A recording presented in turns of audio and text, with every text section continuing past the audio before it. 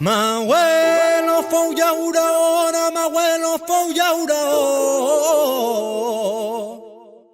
No faltarem mai les bledes. I ara que ja soc padrí, que vull ser llauró. I asfalt damunt d'eixes terres. Passa el temps, roda la cadena, ara asfalt on hi havia terra, operaris, actors secundaris d'esta brama. Va de vie, un programme sobre tot que envolta el binatural, de la mà de Jérôme Chénaud. A tots es donen faena, i jo tenia el meu camp, ja no treballo en la terra, ens venen prosperitat. Bon dia, bona vespra. Avui, a Va de vie, parlem d'una beguda, el vermut, que és una miqueta el così oblidat del vi. El bevem com a aperitiu, sovint sense fer-nos massa preguntes, i tanmateix, darrere d'aquest vi aromatitzat hi ha una història molt antiga, formes de fer molt diferents i una gran distància entre tradició i indústria. Primer, una cosa clara, el vermut és un derivat del vi. La base és un vi, normalment blanc, al qual s'afegeix alcohol, sucre i sobretot un conjunt de plantes aromàtiques. Però la planta clau és una, l'absenta o artemisa. És la que dona aquest punt amarg tan característic. De fet, la paraula vermut ve de l'alemany Wermut, que vol dir absenta. I això ens porta molt arrere en el temps. Ja a l'antiguitat, els grecs maceraven plantes medicinals en el vi. Inclús s'atribueix a Hipòcrates una recepta de vi amb artemisia. En aquell moment no era una beguda de plaer, sinó un remei. El vermut modern apareix al segle XVIII, a la zona de Tori, a Itàlia. Ràpidament es posa de moda als cafès i al segle XIX fa el salt cap a l'industrialització. És així quan neixen grans marques com Martini que converteixen el vermut en un producte global, estable, sempre igual, fàcil de reproduir i, evidentment, més allunyat de les receptes tradicionals.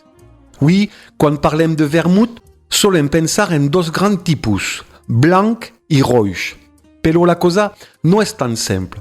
El vermut roig, històricament, moltes vegades està acolorit amb caramel. Això li dona aquest color fosc i un perfil més dolç i rodó. El blanc, en canvi, sol ser més sec, més floral, a vegades amb més amargor. Però hi ha molt més, extra dry, rosat, ambre. Cada productor ajusta la seva recepta segons les plantes, el sucre o el grau alcohòlic. I així és el tema on posa interessant, perquè no hi ha una única recepta de vermut, sinó moltes, algunes secretes, altres transmeses de generació en generació. En les versions artesanes trobem una lògica molt pròxima al vi natural, partir d'una bona base i intervenir el mínim. És el cas de José María, de Bodega La Encina, al costat d'Alacant. La seva manera de fer és bastant clara. Parteix d'un bon vi blanc, natural, al qual afegeix alcohol vínic fins a arribar als 15 graus. També incorpora sucre i, de vegades, caramel. Després venen les plantes.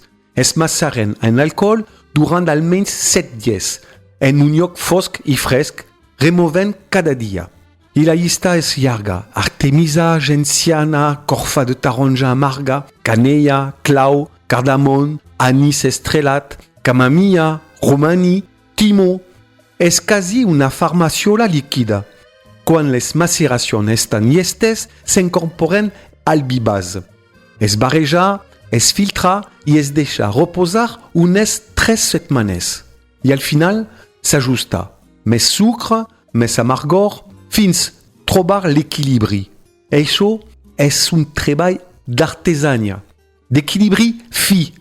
I clar, això és molt lluny del vermut industrial. En els productes estàndard, el vi base sol ser neutre, a vegades de poca qualitat. Els aromes poden vindre d'extractes. El sucre és sovint elevat per tapar defectes. I el perfil és sempre el mateix.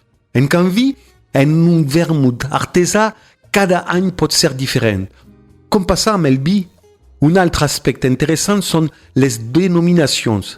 El vermut no és una denominació d'origine com el vi, però sí hi ha indicacions geogràfiques, com el vermut di Torino.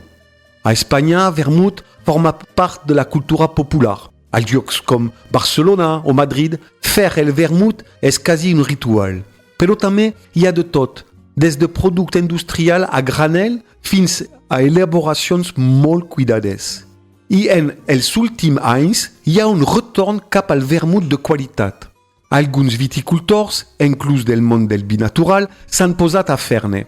Utilitzen els seus propis vins, plantes del territori, menys sucre, menys artificis, torna a aparèixer una idea de terroir. I això és curiós, perquè el vermut naix com una recepta, no com un producte de lloc. Aleshores, es pot parlar de vermut natural? La resposta no és tan clara, perquè sempre hi ha una transformació. S'afegeix alcohol, sucre, plantes, però sí que es pot fer bé, amb bons ingredients, sense additius innecessaris. O es pot fer just al contrari, com passa sovint en el món del vi. No és tant el producte, sinó com es fa. El vermut, en el fons, és un bon exemple d'això. Entre remei antic, beguda popular i producte de màrqueting, conta una història molt completa de la nostra relació amb el gust. Potser, en lloc de beure sense pensar, hauríem de començar a tastar-lo com si fora un vi. Salut i vermut!